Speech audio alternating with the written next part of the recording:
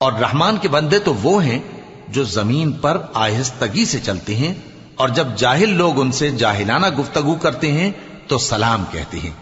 اور وہ جو اپنے پروردگار کے آگے سجدے کر کے اور عز و ادب سے کھڑے رہ کر راتیں بسر کرتے ہیں، اور وہ جو دعا مانگتے رہتے ہیں کہ اے پروردگار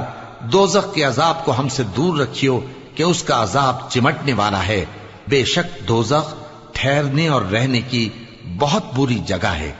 اور وہ کہ جب خرچ کرتے ہیں تو نہ بیجا اڑاتے ہیں اور نہ تنگی کو کام میں لاتے ہیں، بلکہ اعتدال کے ساتھ، نہ ضرورت سے زیادہ نہ کم۔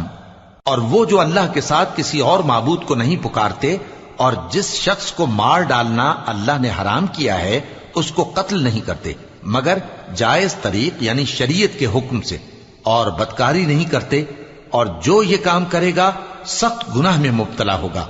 قیامت کے دن اس کو دونا